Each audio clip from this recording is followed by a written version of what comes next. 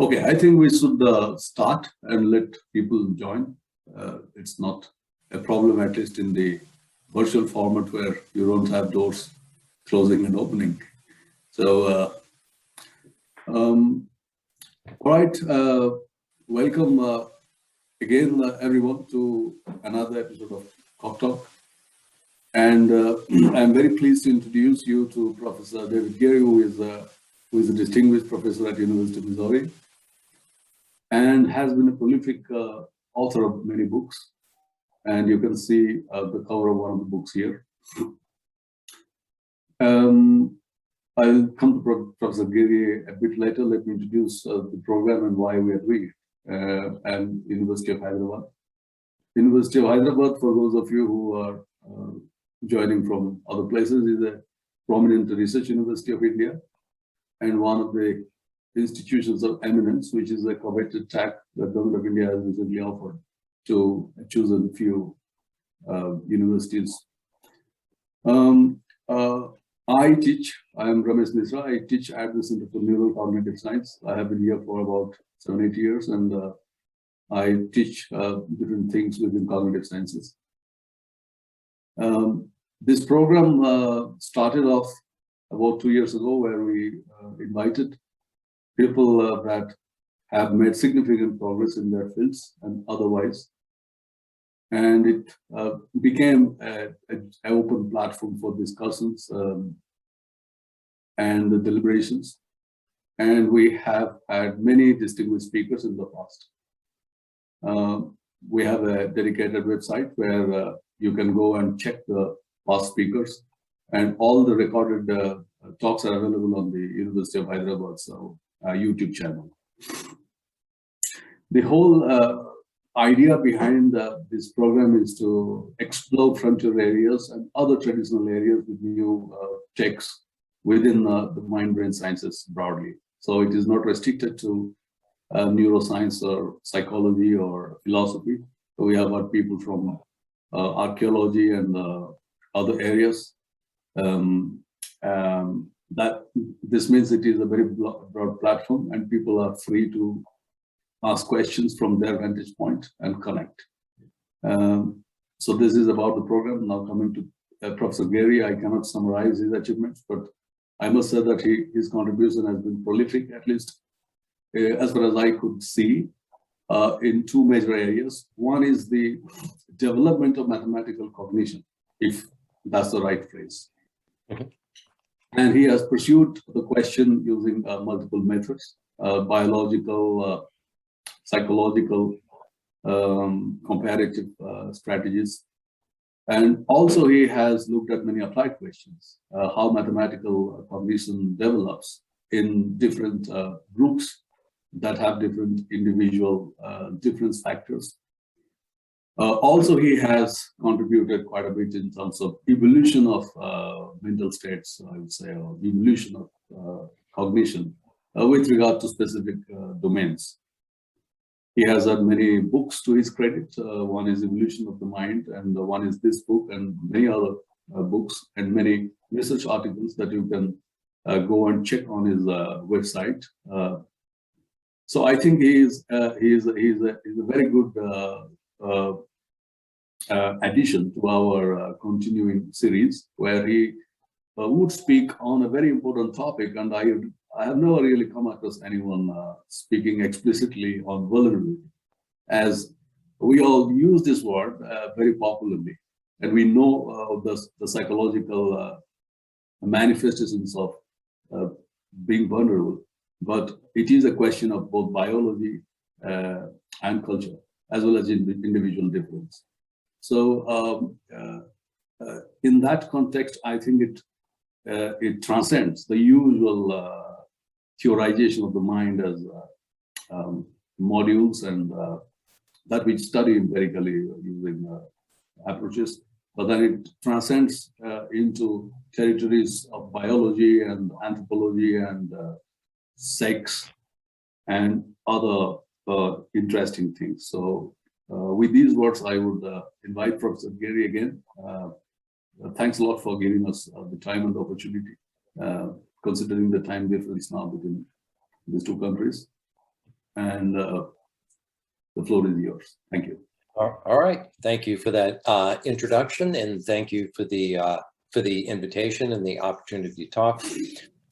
As was mentioned, title is The Evolution of Vulnerability, which are two things that aren't usually put together. And I did that intentionally because many people kind of naively think that evolution is just kind of an optimization sort of thing.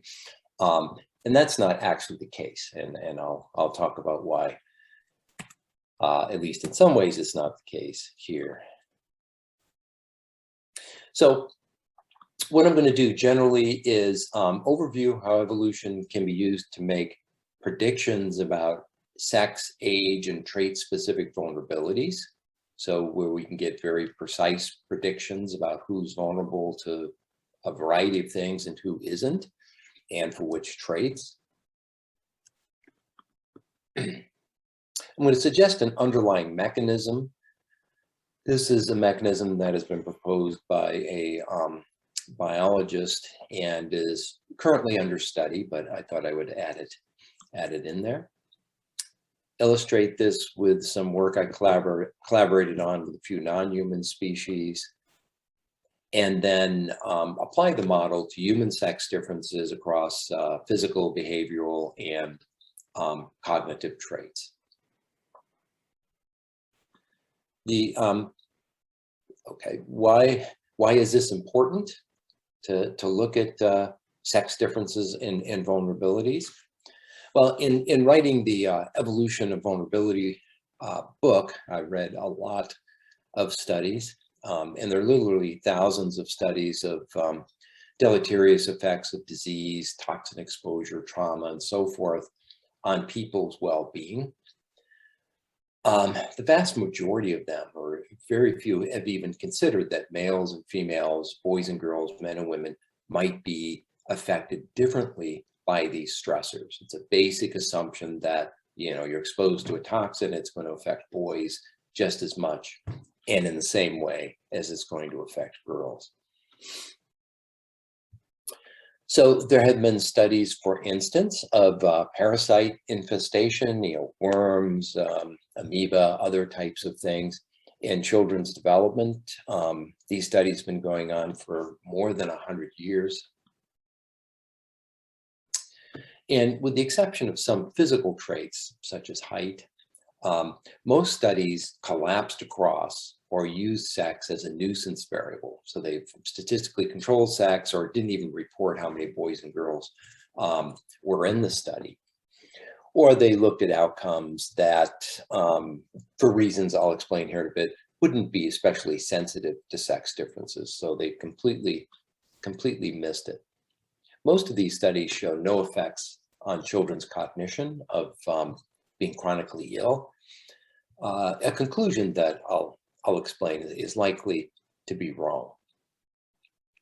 We see similar biases in studies of premature birth and later cognition, toxin exposure, childhood abuse, post-traumatic stress, chemotherapy, and so forth. So there's this huge assumption in the literature across fields that males and females are pretty much the same, and any exposure to any negative sort of consequence is going to yield a similar outcome for them. Now, I argue in the Evolution of Vulnerability book that this results in an underestimation of the negative effects of stressors and lost opportunities for the development of sex-specific treatments of them. So that's just kind of the general background where this comes from. Now, the theoretical framework upon which this is built is sexual selection. And that's Darwin's theory, looking at competition for mates and mate choices. And this approach can be used to help identify sex, age, and trait-specific vulnerabilities in humans. So you guys are probably very familiar with peacocks. So you see the male peacock there, where female choice has led to this exaggerated train and plumage colorations, islets, and so forth, and the coloration attracts females and is an indicator of male immune system genes and health. It's exaggerated. So these dynamics, meaning competition and mate choice, often result in the exaggeration of traits that facilitate competition for reproductive resources or influence mate choice. So we could look at size of the train. There's a huge difference between peacocks and peahens, but say we just looked at overall size. For the exaggerated trait, we get a distribution out here. And for the sex that isn't exposed to the same selection pressures, the same competition or mate choice criteria, we get it over there and we get mean differences. Okay, so well established in lots of theories. What's interesting about this approach is that these exaggerated traits have evolved to be sensitive to social and ecological conditions. So the peacock's train here is an indicator of his resilience to stressors, infections, and other sorts of things. So if he gets sick and infected, the coloration is going to fade, and there's going to be other sorts of traits that are kind of downgraded. And that provides information to females and also to other males and prevents cheating. So that makes these traits honest indicators of fitness. So if this guy gets sick, there's nothing he can do about maintaining this coloration and this pattern. And so if we look at the whole population exposed to stressors, we get a reduction of the sex difference. So now the sex that had the advantage is now shifted over. You'd actually get more variation in that stress as well. And the magnitude of the sex difference is decreased. In some cases, it could actually reverse, as I'll show you. So evolution has provided male, in this case, with an advantage in this particular trait. There's other areas where females can have advantages, and it looks like a real benefit here, but that benefit comes with a cost of higher sensitivity of these traits to a variety of stressors than other traits. Okay, many of these traits, as I'll demonstrate later, are also sensitive to man-made toxins.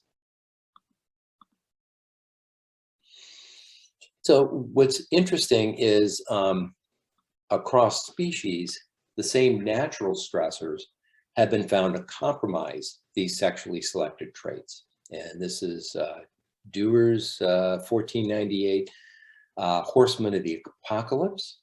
And so famine, nutritional stressors, plague, disease, and war, which is intense social competition, are the things that are common across species and affect the well-being of individuals and affect these exaggerated traits more strongly than they affect other traits.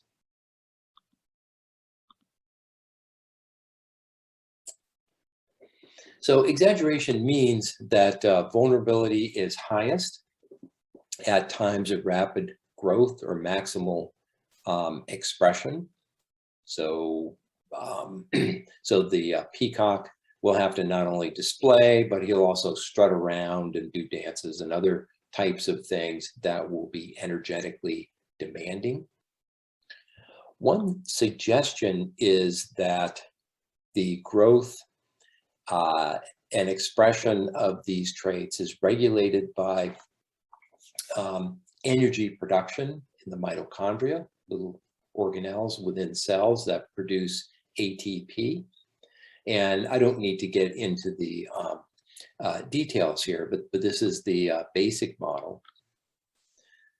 And the basic idea is that there are reciprocal relations between mitochondrial functions and natural stressors. So you're exposed to certain diseases or toxins or whatever. These directly influence mitochondrial energy production. And the loss of energy production will be most severely felt in the most exaggerated, largest traits. So a good example is mating displays, where the males do the same thing over and over and over and over again. Good estimate of their physical fitness. But if they're ill, they don't have the energy. The energy is going elsewhere, or the mitochondria are compromised. They can't keep up with other males who are not stressed. In any case, there are a few key ideas. The first is that the efficiency of energy capture, control of oxidative stress, which is going to be common for the functioning of any system, provides biological limits on trait development and functioning. The key is that more elaborated traits, kind of the bigger the trait is, or the more energy demanding it is, the more energy and resources it takes to develop, maintain, and fully express the traits. So if you live in a 200 square meter house, it takes less energy to maintain than if you live in a 400 square meter house or apartment or whatever it is. So the bigger it is, the higher the maintenance cost. And your ability to pay maintenance costs decreases, the larger trait, the larger apartment in this case, you begin to feel cold or whatever it is, begins to deteriorate more quickly. So sexual selection has resulted in sex differences in the degree to which different traits have been elaborated. So it gives females advantages in some traits and males advantages on other traits. Stressor exposure undermines mitochondrial functioning. So it reduces the amount of energy you have. So the gas, it's like gas heat, you just turn down, you just don't have as much. That is signaled first and foremost by compromises in the development and expression of elaborated traits. So going back to the peacock, the train there and the display, that is evolved to be energy demanding and to be exaggerated and elaborated. And if that guy gets sick, that trait is going to be compromised before other traits that he has that aren't as exaggerated. And they've evolved to exactly signal that information, that this guy isn't really that healthy. He's exposed to parasites and he's getting sick, and you can see that he's sick in this train. So we can use that basic approach to study all sorts of sex differences and all sorts of different species. So this is a series of studies that I collaborated on a while back, looking at toxin exposure and spatial cognition in deer mice. So deer mice males engage in something called scramble competition. During the mating season, testosterone goes up, it's more light, they get more active, they expand their range, and they search for mates. And that sort of reproductive strategy is going to favor males with good spatial navigation abilities. So it's reproductive competition here, making spatial cognition sexually selected. And what we find is that males do indeed have better spatial skills than females, using mazes or just tracking them in the wild. In this experiment, we gave their moms bisphenol A, which is known to disrupt normal development of a lot of traits. So we had prenatal exposure to BPA. And we found that it had a sex-specific effect. It disrupted male, but not female, spatial learning and memory. And so here we have different strategies. They were in a maze. They had to learn to get out of the maze, and there was a curtain around it with cues they could use to find their home base to get out of this maze. It was very bright, and there was an owl screech there, so it was scary for them. Anyway, 3 basic strategies. They just run around crazily, randomly. Serially, they just checked each hole. And then spatial, where they pick some landmarks on the curtains here, and then that can narrow down the number of holes where they go to. They just go right to that quadrant. And so these are males up on top. These are females here. And over the course of a week, see that they all started out randomly here, pretty much. And this is a control. And as time went by, almost all of the males developed this spatial navigation strategy. But only one of the females did. Very, very few females. They stuck. They eventually got the serial sort of thing. So that's the standard spatial cognition sex difference in this species. The US FDA requires us to give estradiol, which demasculinizes males and masculinizes females as a control. What we were interested in was the BPA.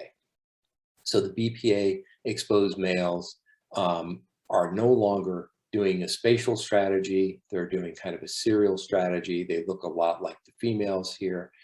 And there was basically very little effect, no statistically significant effect on the females. So what we see here is prenatal exposure to a toxin disrupted, basically eliminated the male's advantage in spatial cognition and had no effect on females. BPA exposed males were more fearful and engaged in less exploratory behavior than the females. Now, normally, the normal males are less fearful than females and are more active, which you'd expect if they're searching for females. So it affected that as well. And the girls didn't like them. This was a mate choice test, and we don't know exactly how the females picked up that the males had been prenatally exposed to a toxin, probably some odor that the males were giving off. You can see this is control males, unexposed males, and exposed males. This was whether the females were exposed or not, didn't make any difference. And the females preferred the unexposed males. So we have the sex and trait-specific effects here related to reproductive strategy. Now, to make this even more interesting, we took a cousin of the deer mice, so they're evolutionarily related, and they have a recent common ancestor. And here, this is the California mouse. Now, what's interesting about the California mouse is they're monogamous. The males don't spread out and search for extra mates. And so spatial cognition is not sexually selective. There's no sex difference in spatial cognition for the California mice. So here we did the exact same experiment with these guys. Prenatal exposure to BPA did not affect male spatial learning and memory in adulthood. Did not affect females either. So we didn't have the sex-specific effect that we had with the deer mice. There was no change in fear and exploration. So no effects there. So we have a species-specific effect here. But these guys are very territorial. They're very aggressive. They will protect their territory and mate guard their mate.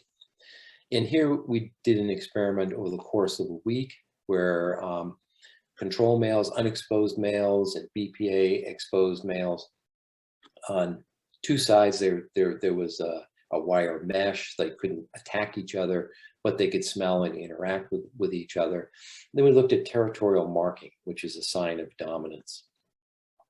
First day, no difference. By the end of the week, the control males were consistently more dominant than the prenatally exposed males. So their ability to behaviorally assert dominance was undermined in the California mice, but not their spatial abilities, exploratory behaviors, and so forth.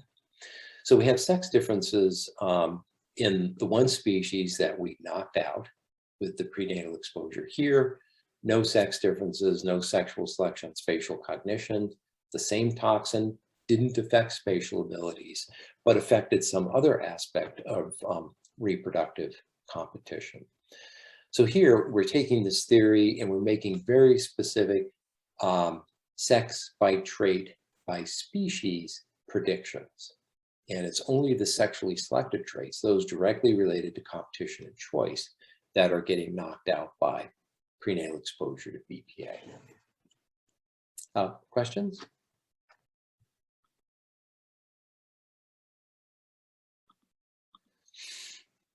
Okay, so now we can take this approach and apply it to people. But before doing so, we have to kind of figure out, okay, what are the sexually selected traits in humans? What are the traits where men have an advantage, and what are the traits where women have an advantage? So if you look at primates in general, sex differences in physical size is a good indication of intense male-male competition or ancestors. So if we look at gibbons, for example, they're monogamous, there's no really intense competition. Males and females are about the same size. If we look at other primates where the males are very aggressive and fight with one another for status, then males are bigger than females. And we see that in humans, obviously, and we see it going back at least 4 million years in our ancestors. So there's good indication that sexual selection has occurred in humans. I think we can also think about the different ways in which males and females have competed within sex, so females on females and males on males, and make some inferences about what would have advantaged them. So if we look at cognitive sorts of things, males do better in what's called folk physics. This, by the way, folk domains is my taxonomy of what seem to be universal cognitive abilities, which I distinguish from biologically secondary or non-universal abilities. Reading, writing, arithmetic that require schooling are not evolved directly, they have to be taught. These emerge in all cultures given appropriate experiences. In any case, folk psychology, social skills, dealing with other animals for hunting, cooking, so forth. And then folk physics for navigation, tool use, test time, number, and so forth.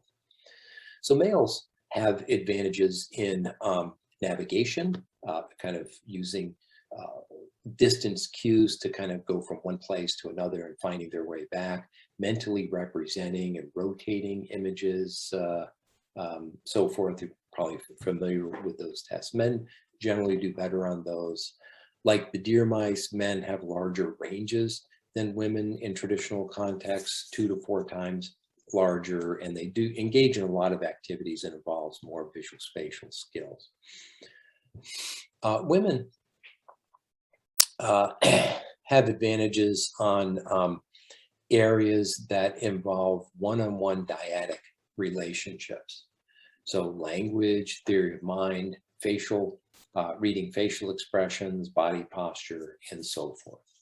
And I've argued that this is probably related to 2 things. One is women develop more intense individual relationships, dyadic relationships, as a source of social and emotional support. And they're also more likely to compete in terms of relational aggression. So they spread rumors, they undermine the social relationships and connections of their competitors and so forth. Have you ever seen that US movie Mean Girls that gets at that pretty well? In any case, those sorts of dynamics should result in women doing better in these areas. And the other dynamics, hunting, warfare, use of weapons, and so forth, men doing better in these areas. And we generally find that. So from the model I'm proposing here is, under normal conditions, women should outperform men in these areas, men should outperform women in these areas, but if we add stressors in there, those differences should disappear, and as you'll see, sometimes even become reversed. So this sex-specific vulnerability is easiest to demonstrate with physical traits, because they've been studied extensively in this way in other species. So this is a study out of rural China, where in rural China, they're not as well off as in the urban areas, more exposure to a variety of parasites. These are the names of two common parasites down here. And this is a shuttle run. So you just go 20 yards back and forth. How many times can you do that in 5 minutes, or however many minutes that is? It's basically a good indicator of general overall fitness. And so we see these are individuals who have no parasites, they're healthy, and these are individuals who have parasites, a significant number of them. And for girls, there's no significant difference there. Having the parasites or not doesn't make any difference in terms of their general fitness. Now we get the healthy boys here, and they have higher physical fitness than girls, which is a common finding. But the important finding here is that these differences are significant. These were different groups. That's why these are a little bit different. And the infected boys were significantly less fit than the uninfected boys, but we do not see the same sex difference here. So in developing countries, there's no consistent relation between socioeconomic status, how many resources you have in a household, and sex differences in childhood growth. It can affect both boys and girls, but growth rates during childhood tend to be pretty similar. But once we hit adolescence, we get some pretty substantive differences. So this is a study in Tanzania, looking at adolescents in kids from well-off homes versus those in less well-off homes. And the differences in living conditions between kids in those two families are going to be pretty extreme. It's going to be nutritional differences, there's going to be parasite exposure differences, etc. And so here we're looking at height as the standard deviation difference across SES. So if it is above 0, then the students, the kids from the lower SES group are actually, in this case, taller, a bit taller for boys, and a little bit taller for girls. But then when we hit adolescence, where we're having these increased high energy demands, where lots of this metabolic energy has to go into developing height, we see a reversal of this. Now the higher SES kids are substantially taller, more than standard deviation than the boys, than the lower SES kids. So this is the lower SES deficit. And if we combine these two to look at the overall change, we see boys have about a 2 standard deviation deficit and girls about a 1.25 standard deviation deficit. So both boys and girls living, growing up in difficult circumstances are disadvantaged relative to their better off peers. But in terms of height, boys are more strongly disadvantaged than girls. Okay? And that's because naturally boys are taller than girls. A lot of the growth occurs during adolescence. You take that energy to fight disease, or you have poor nutrition, you undermine energy production and so forth. It's going to affect boys, in this case, height, more than girls. Now, there's actually a lot of studies like this looking at height in adolescence. So that's a pretty consistent sex difference finding. I can only find 2 studies that looked at girls' pelvic width. So during adolescence, the pelvic expands in girls more than boys. So same principle, larger in girls, more growth during this time than in boys. And so I looked to see if there was a similar effect, but a reversal here. So in 8-year-olds, there's no blue here because there's just no difference between boys and pelvic width. The girls from the lower SES were a little bit less at 8 years of age, a little bit narrower. But by 14, we see a huge difference, almost a 2 standard deviation gap for girls, almost a 1.5 for boys. So it significantly affected both girls and boys, but girls now more than boys. We look at the combination across things. So the skeletal features that grow more rapidly during adolescence, the long bones for boys and the pelvis for girls, are differentially affected. So if it grows more in boys, then problems during that age are going to affect more than girls. If it grows more in girls, in another trait, pelvis in this case, then that trait is going to be more strongly affected in girls than in boys. Very precise thing. There was another study in another African context that showed a similar thing, but they didn't actually report enough numbers for me to calculate this. So this is out of a study in Johns Hopkins in the US. So these are individuals who are getting world-class medical treatment. They have sickle cell anemia. The colored, the filled in dots there means that they've just received a blood transfusion. So what's important here is these are girls, these are boys, these are height. So if there's 0, they're average where they should be. During childhood, where it's generally slow growth anyway, it's distributed, above and below the 0 line. So they're about average. Same with boys, but then as growth rates accelerate, the boys are fall further and further behind their peers. We see some drop off for girls, but not as much. So we really see it hitting boys' height in this case, just as we saw it in Tanzania. And here, with the sickle cell, you have difficulties with oxygen transport and other sorts of things that are necessary for ATP production and mitochondrial functioning. Questions? Okay, behavioral development. When you get intense male-male competition, you get a lot of rough and tumble play during males' development. That's a very common feature. This is a kind of a semi-natural assessment of 6 to 8-year-old kids in Guatemala who are under nutritional stress, and some were given nutritional supplements and some weren't. And we can look at the effect of nutritional supplements on behavioral sex differences. And here we would expect boys to be higher in physical aggression, rough and tumble, assertive, and so forth, all dominance-related things. Those in better nutrition had, 0.4 to 0.5 standard deviation advantages over their peers who were poorly nourished, with very little effects on girls.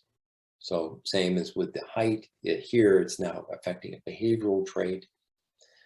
This is during a competitive game, and excitement, competitiveness, and so forth.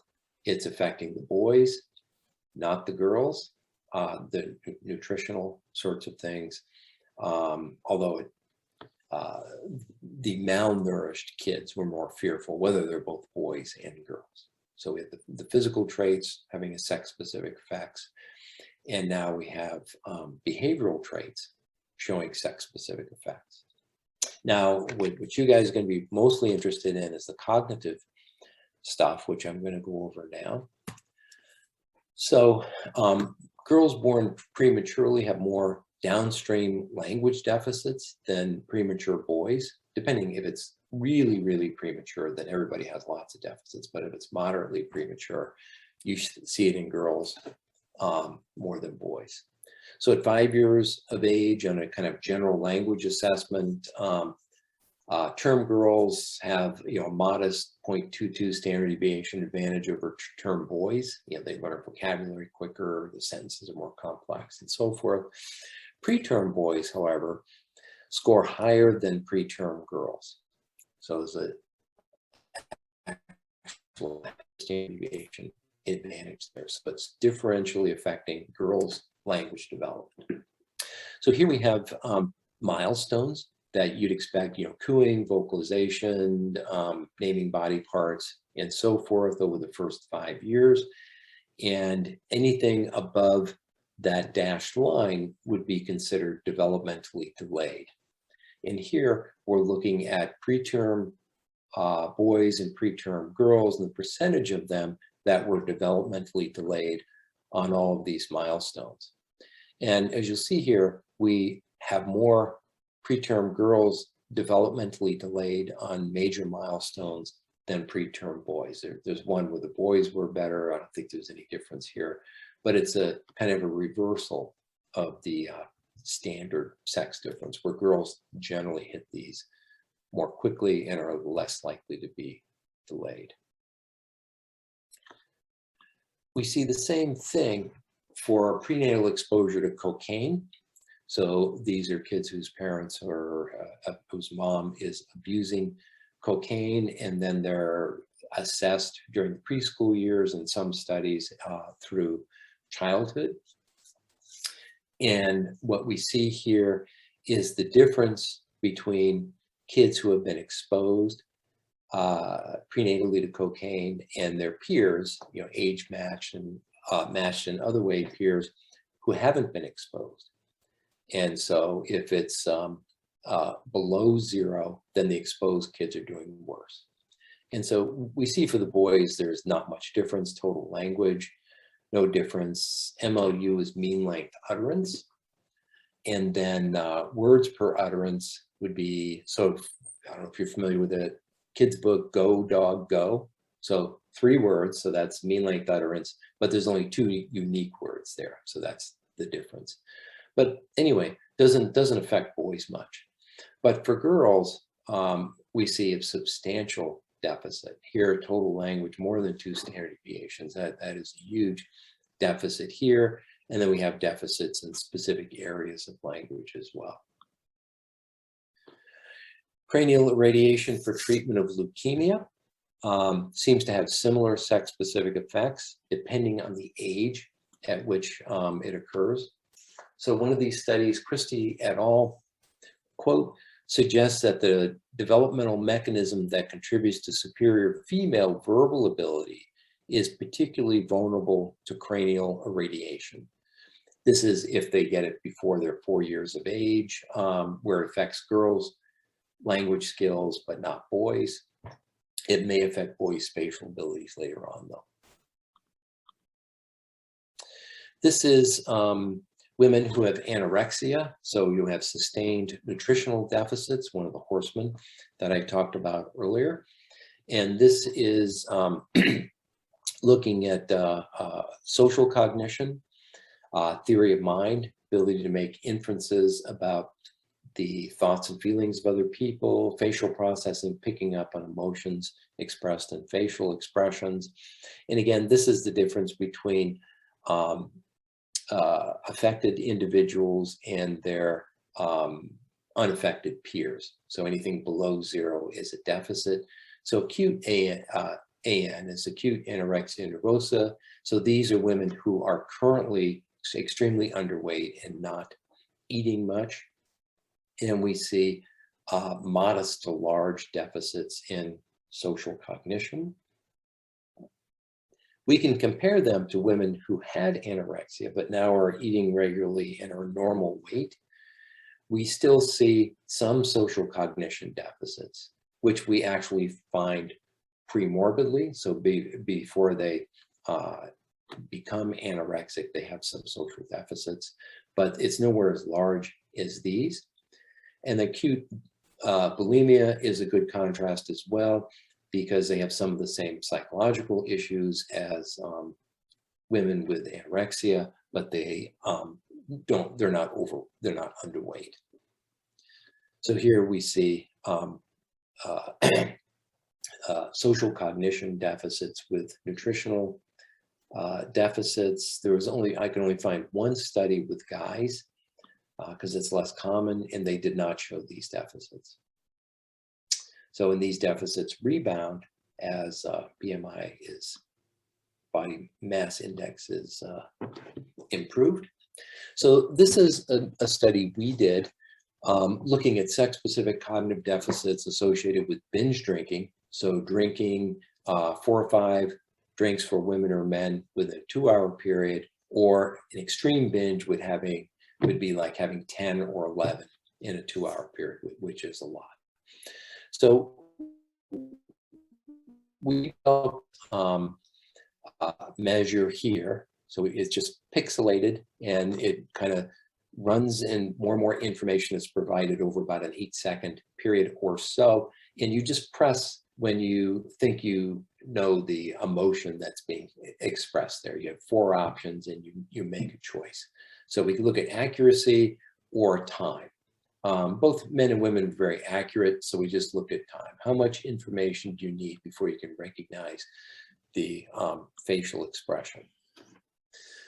So as is typical here, non-drinkers, women were faster than men.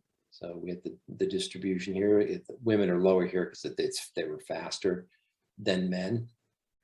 They're a little bit faster among binge drinkers, but it wasn't statistically significant, and we see lots of women kind of pushing toward the high end here. And so binge drinking eliminated women's advantage in speed of detecting facial expressions. And then we looked at potential dose-response effects. So more doses, maybe more problems.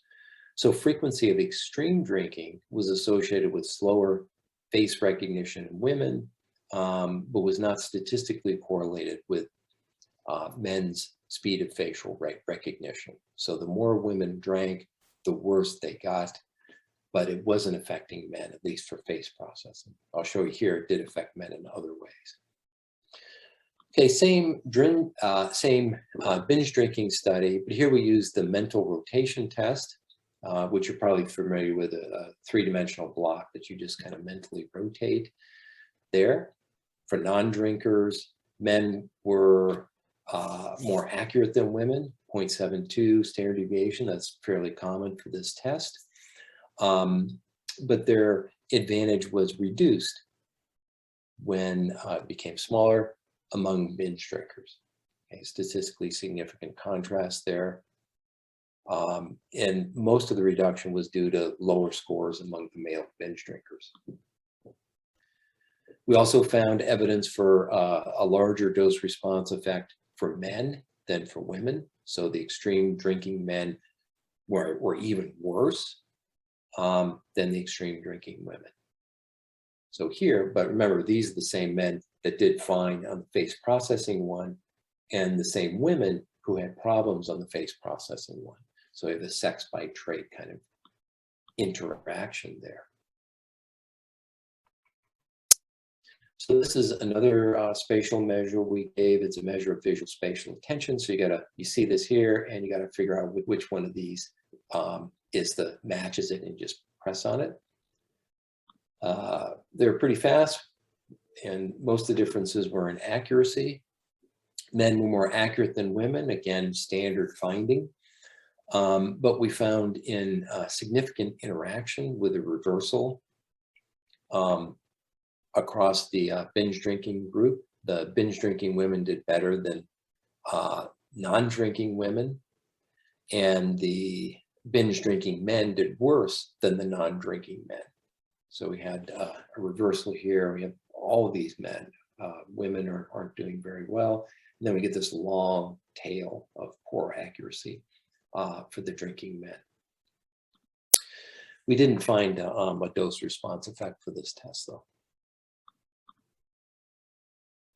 Okay, this is again looking at visual spatial abilities, same prenatal exposure to cocaine studies that I mentioned previously, but here looking at boys' visual spatial reasoning. There's some evidence that it compromises boys' visual spatial reasoning, but not girls. But there aren't as many studies as the language ones, so that's not as secure. This is a study conducted in Chicago by Susan Levine and her folks, looking at boys and girls from high, middle, and low SES backgrounds. And what we find here is that for the girls, whether you're high, middle, or low SES, no effect on mental rotation abilities, no effect on map reading, but the boys from the high and the middle outperform the low SES boys on map reading and on mental rotation there, where the boys are basically scoring as well as the girls. They weren't really sure what was going on here. They suggested that perhaps the kids in the low SES environments were getting less exploration of the environment, and which would affect boys more than girls. And that actually makes sense to me. The development of a lot of these sex differences, spatial in particular, is dependent on engagement in species-specific activities, exploration of the environment, working with objects, and so forth. So this is a study, another prenatal toxin exposure study in Taiwan, where a number of pregnant women and a number of other people were accidentally exposed to PCPs prenatally. And they followed the kids from this study, the kids that were prenatally exposed, matched them with peers, same neighborhood, same sex, and a variety of other things, and then followed them longitudinally. And this is a Raven, so spatial reasoning types of things. For unexposed kids, boys were better than girls. For exposed kids, the sex differences were greatly reduced and not significant. So the advantage of the boys in the spatial here is basically knocked out, just like it is here, just like it is with prenatal cocaine exposure. Well, it was reduced with the binge drinking and so forth. Again, the opposite of what we're seeing with social cognition effects with girls. Performance on the same test has been associated with parasite infestation, meaning it's knocking out males more than females, inbreeding depression, and animal protein deficiencies in girls. So the spatial cognition, spatial reasoning is more vulnerable in boys than girls under a variety of stressors. Okay, I've gone a little long, so I'll go through this quickly. Evolution of exaggerated traits is typically associated with competitive advantages, being bigger, better navigation skills, better facial reading, whatever it is. So people understand that, but they don't understand that this advantage also comes with a cost, in that it takes more to develop, maintain, and express these traits. We can use evolutionary theory, in particular sexual selection, to predict a priori which sex, at which age, and which traits are going to be especially vulnerable to natural stressors and some types of man-made toxins. Sexual selection provides an obvious example, and that's been my focus, but probably there's some more basic themes here. Vulnerability is highest during times of rapid trait growth, which is why we see adolescent boys more affected than boys in childhood in terms of nutritional deficits, for instance. Periods of high energy demands, courtship displays, in other species are going to get picked up. And of course, the brain is hugely demanding for people, and so is going to be vulnerable. So traits with high basal metabolic costs, such as the brain, are going to be more strongly affected by, and say, skeletal muscles, although those skeletal muscles have high costs. Anyway, the latter is consistent with recent work in neuroenergetics, that is the focus on energetic constraints and trade-offs associated with brain development and functioning, and consistent with recent work in stress endocrinology and toxicology and other areas that are hitting the mitochondria and undermining energy production. So more practically, the framework has implications for how to better assess and thus more fully understand how, when, and in what trait and for which sex stress or exposure can compromise human well-being. So in my evolution of vulnerability work, I have a 2-page table of specific predictions about which traits, which sex, which age should be most vulnerable. And that's it.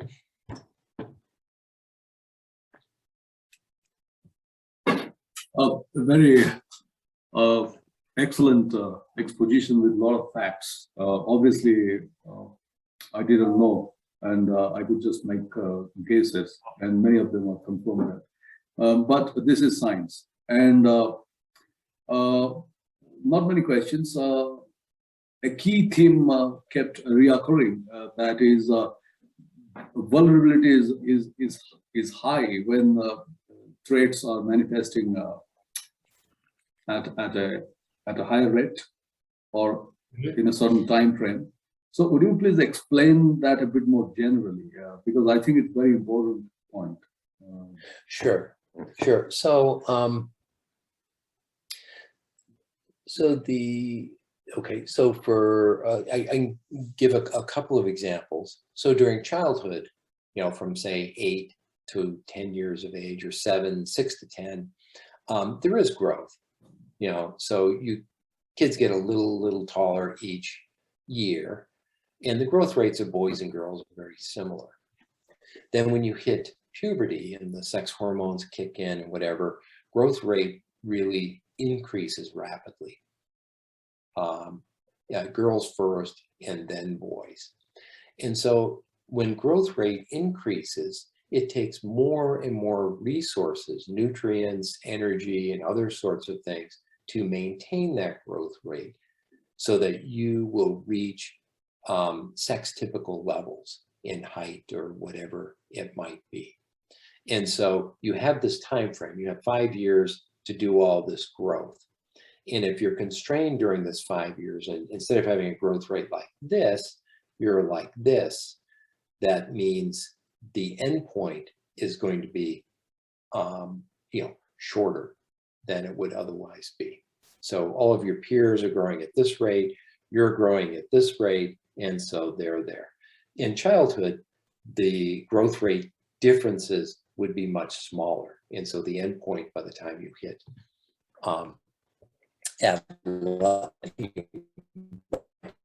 adolescence would be smaller. I suspect also that there is, girls have advantages in language development early on. They begin speaking more, they have a bigger vocabulary and so forth. I expect that I anticipate that there's more prenatal brain development for language systems, early development for girls than for boys. And so that's why the prenatal premature birth, the prenatal exposure to cocaine, and I assume other toxins is disrupting their language development more so for girls than boys, because there's more going on, there's more brain tissue devoted to that competence. And the other most important aspect of this is the environmental stressors. And environmental stressors vary from country to country, from region to region. And although you identified few like socioeconomic factors and other such factors, or maybe cultural factors where prototypical demands are too much in certain cultures than in other cultures, although we can't. So how powerful are they? Have you quantified, like, can you sort of, you told that you have a table of predictors, like if somebody is too vulnerable in a certain culture, maybe because of migration or movement, how that can be managed? So if I didn't quite fully catch the whole question. Yeah, I know I was a bit vague. I'm thinking a lot of things. What are these typical environmental stressors, particularly when you are beyond adolescence and you are an adult and you have enjoyed whatever socioeconomic, nutritional facilities your region of culture have to offer, and you find yourself lacking in something, and you look at your peers or somewhere else and you feel that you have not achieved what should have been the case. So yeah, that's a good question. If I understand that,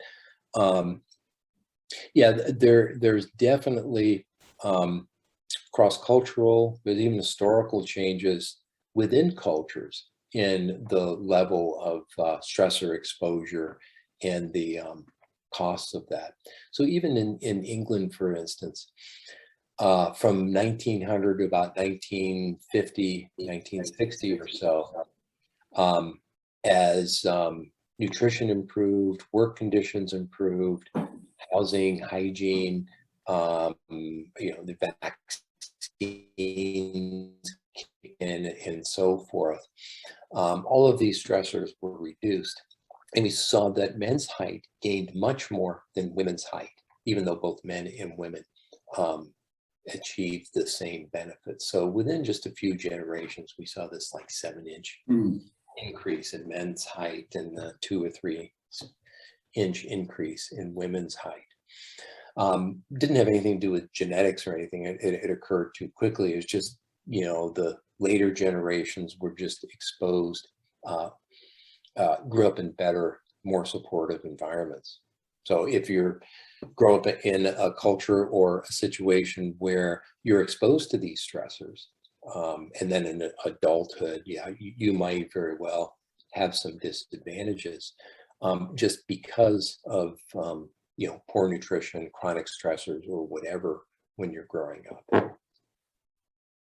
Oh yeah, so I think we can take some questions from other audience members here. There is a question in the chat box by.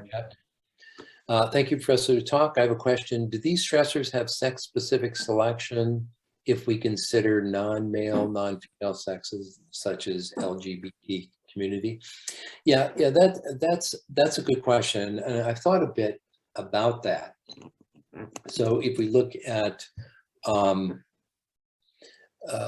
gay men or lesbian women, their sex differences are, their sex-specific traits are a little bit different. So the spatial abilities of gay men are a little bit lower than those of heterosexual men, and lesbian women are a little bit higher than heterosexual women. So in that case, what we might predict, just a straightforward prediction, is the lesbian women are developing better spatial abilities under good conditions. If they're exposed to stressors, then they would have lower spatial abilities than they might otherwise have. So they might have more kind of the spatial abilities at the level of heterosexual women, whereas in better conditions, their spatial abilities would be kind of in between that of heterosexual women and heterosexual men. So I think we can take this, as I said in the end, and look at energy demands. The more the trait is developed under optimal conditions, the more vulnerable it's going to be under poor conditions. And that's going to be true for heterosexuals, homosexuals, or whomever it might be. Any other questions or Thank you. I also would like to know if there's any relationship between construal levels and vulnerability. I'm not sure what you mean by construal levels. Sripada, would you clarify what do you mean by? Thank you, Professor, for the talk. By constant levels, I mean the mental rotation and the mental abstract rotation between the self-concept and the situations. That is the amount of stressors. How can we relate between the vulnerability aspect and the self-concept? Oh, okay, good question. Yeah, so how does this affect self-concept? Yeah, that is a great question. You know, it hasn't really been looked at in this literature that I'm aware of. One thing that comes to mind though is girls and women tend to be a little more self-aware than boys and men, so that they think more about their own traits, and probably has to do with their better social skills, and that also reflects in kind of a self-awareness and self-controls and stuff. And so I wonder if it would affect women more than men, just because they're probably a little bit better at it. But I don't know of any studies that have actually looked at that.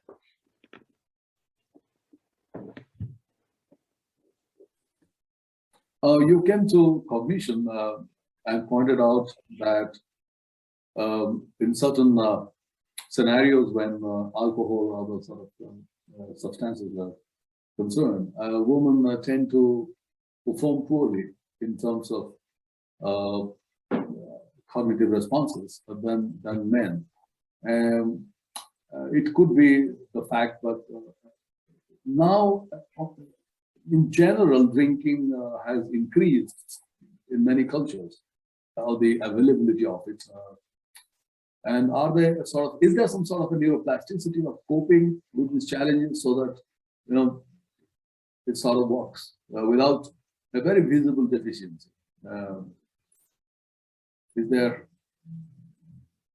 Do men and women develop strategies to cope with these challenges differently? Oh yeah, right.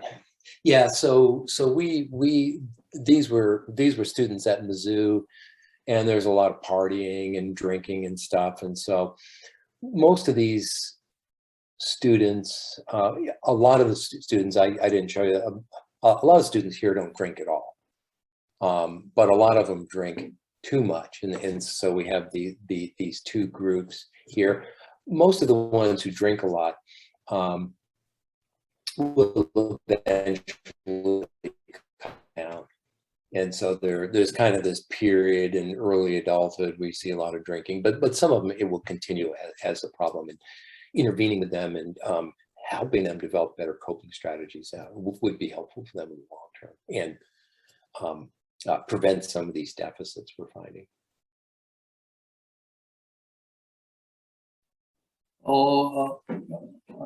I think, well, it just occurs to me in a contemporary sense, what just happened in Afghanistan, the takeover of the country by Taliban. But just I want to bring the attention of the audience to one fact. There is a lot of talk in the media. What happens to Afghan women because of the known dangers that they have faced more than men in that country? Mm-hmm. So it already presupposes that the women are certainly going to have a very terrible time if things remain, their practices remain the same than men. Is it based on any sort of, you know, how you relate your understanding of, because several parameters you have shown to be different in women than men. And now we have a situation where there is some sort of a scenario which is challenging, and we're talking about the country. Mm-hmm. And many men and women who, I mean, this is speculative, but you can Right. Yeah. So one of the horsemen of the apocalypse that I mentioned at the beginning of that was war, which is what we're talking about here, and extreme social stress. And so chronic social stress often it's been studied in other species, will compromise these exaggerated traits in the same way that poor nutrition or toxin exposure and so forth does. And so we would, at least I would expect that we could see if everything happens the way people are worried it's going to happen, that there's going to be elevated stress levels for both men and women, maybe more so for women, but I imagine it's stressful for everybody. And if it's chronic, then I think we could find the same sex-specific compromises that I'm showing you here. I think, all right, if there are no other questions from the audience, we could go on, but it's pretty late in India, and Okay. I think we all enjoyed the talk, and the audience would try to link the facts to their own areas. I do agree that although let's say in experimental cognitive psychology, on a daily basis, we are not much bothered about sex difference in terms of data analysis, etc.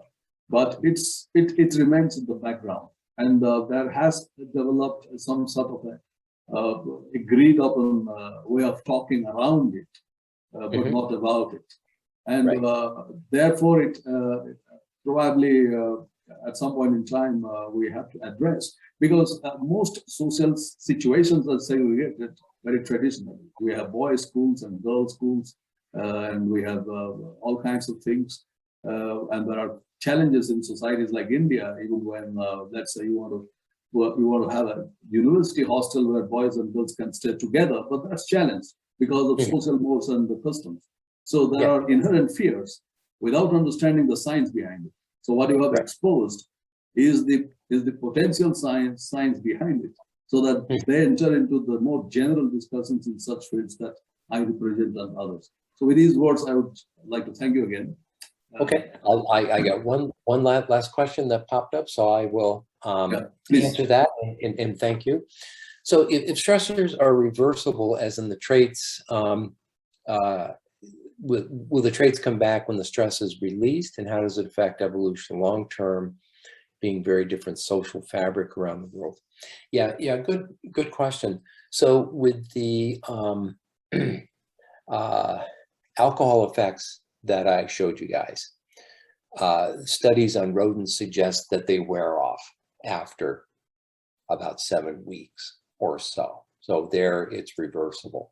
With the anorexia nervosa, with the social cognition deficits, if the anorexia nervosa is treated and the woman gains normal weight, a lot of those deficits do disappear. So some of these stressors some of these negative effects do seem to be reversible. Some of them probably aren't. So if you have chronic nutritional problems during adolescent growth spurt, you'll always be a little bit shorter than you would otherwise be.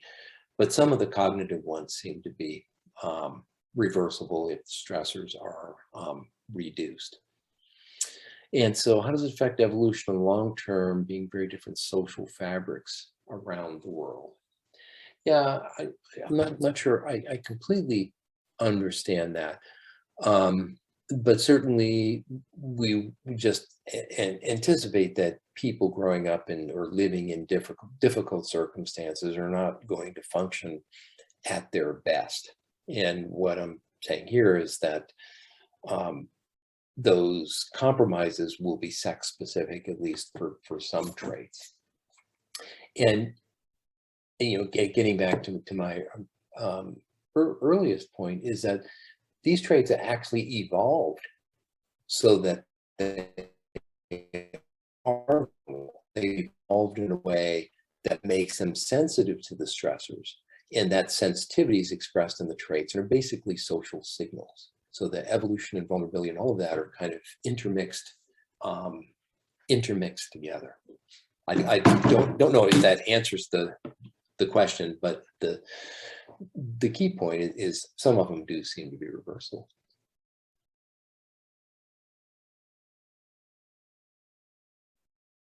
Oops. You're I think we should be winding it up here. And okay. thank you, everyone. Thank you, Professor Geary. And it was a pleasure listening to you. All right. Thank you. Thank you for inviting me. I enjoyed giving the talk. All right. Thank you. You guys have a good night. Thanks.